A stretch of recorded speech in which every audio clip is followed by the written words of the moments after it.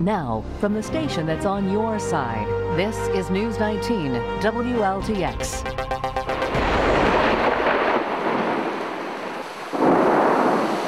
I lived in Columbia all my life and I've never seen anything like this. Midlands residents are trying to wrap their heads around the damage caused by tonight's storms, and emergency officials are busy cleaning up.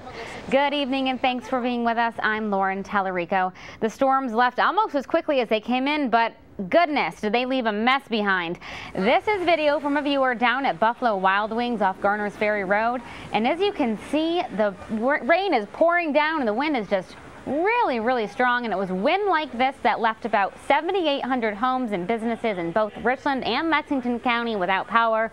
Right now, about 4,200 homes are without power right now, and this is just some of the aftermath. This is Whaley Street near downtown Columbia, and as you can see, cars were stuck underwater. Roads looked more like rivers and parking lots looked more like lakes. Look at that car just totally submerged. Residents just couldn't believe what they were seeing. I lived in Columbia all my life and I've never seen anything like this. It's flooded over by Rosewood Drive. I was trying to get over to see my sister. Flooded on Rosewood, floated up on Pickens, flooded here. So basically we're trapped. And we have so much more incredible video to show you, but first let's check in with meteorologist Daniel Bonds to see if those storms have moved out for the night. Daniel, what do you say? Yeah, they have moved out for the night. Obviously, a lot of rain across the area. We're going to show you how things kind of progress this afternoon. We'll pick up radar at about 5 o'clock this afternoon. You can see the showers and thunderstorms beginning to move through the Midlands. It's right here just after 6 o'clock when we really saw the heavy showers and thunderstorms roll through portions of downtown Columbia.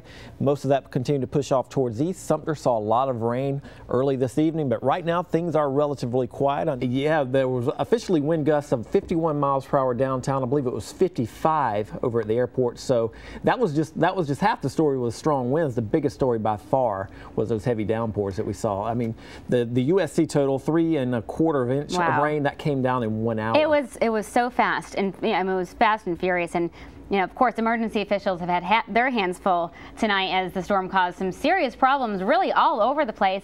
Just look at the flooding it caused around town. Now, this building on Brooklyn and Beltline is literally underwater. Daniel, you can just see that water just, it's even going inside. The fire department was on the scene helping clear debris floating from an open utility door of that building. And the worst thing is right here is you can see these cars going through. This is probably one of the most dangerous things you can do. Flash flooding, definitely when you can't see the water, you don't know how deep it is, you don't know how fast it's moving. About 6 inches of rain can push a small car. 18 inches of rain can move about any car. So, and people get killed doing this sort of thing. Oh, yeah. You don't hear about a lot in South Carolina, but deaths do occur because of flash flooding. No, and you could see the water was literally like halfway up their legs. So it's really something. A lot of the areas are flooded. And if you thought the flooding was bad outside, imagine water almost knee-high rushing into your home. That's how the night ended for residents at the Bethlehem Apartments here in Columbia. Everything in the apartment was soaked from the carpet to the couch and even clothes. Many residents say this isn't the first time that something like this has happened, and really something needs to be done. Katrina, basically, you know, that our stuff was going to be damaged. People were hollering and screaming. We couldn't get outside the homes. Cars were stalling out. All sorts of different things that happen when a flood happens. No phone calls have been returned. We just had one incident out here not long ago where it took him almost maybe 5 or 6 months to even patch up something.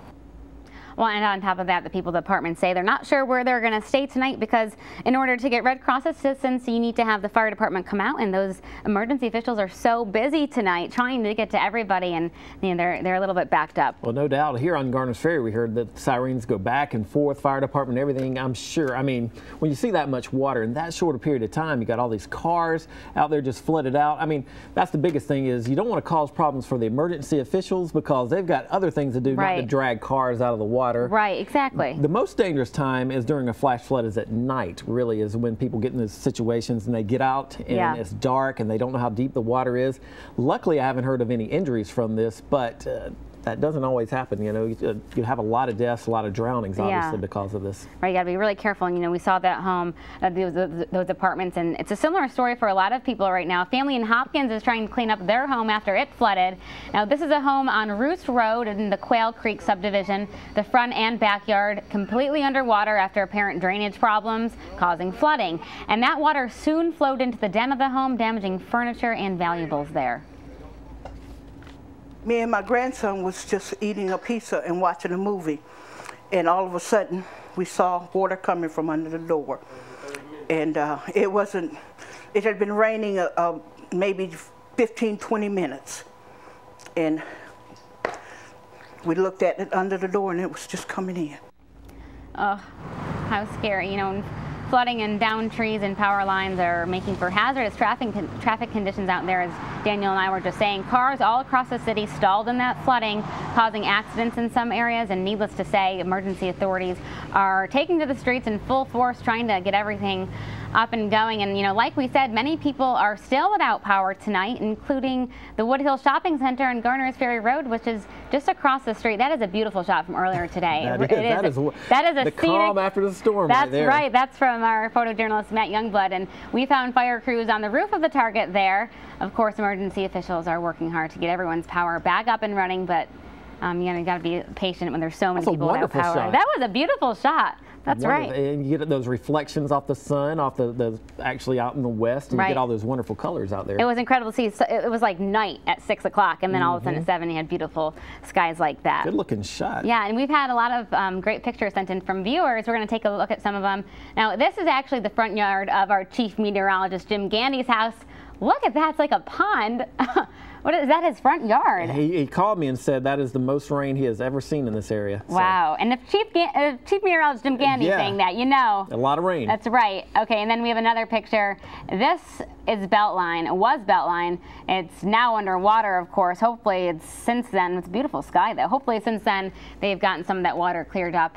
And, okay, I think this is one of the craziest things that we've seen. This is Whaley Street, turned into a fast-moving river. We showed you that video earlier in the newscast, and these are pictures from our viewers. From what I understand, that creek down at Whaley Street crested at 12 feet. Wow. Its flood stage, from what I understand, is about 7. So you're talking about about 5 feet above flood stage. Hopefully that area is drying out, but that is a bad area.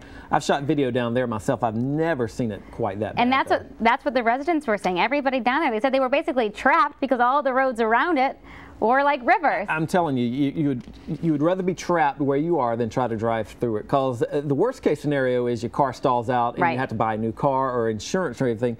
Worst case scenario is you lose your life, and that's why we always emphasize, meteorologists, is turn around, don't drown in those situations. I know. Bad examples of people driving through that stuff this evening. Well, you know, but not all of the aftermath was bad, as the storm did leave some beautiful things behind, like this rainbow. This is sent in by Jim Gandy also. It's a double rainbow here. Look at that, is incredible. And there's another picture. This one is so neat. This is sent to us by Amy Brooks, a beautiful picture of a rainbow over Williams-Brice Stadium.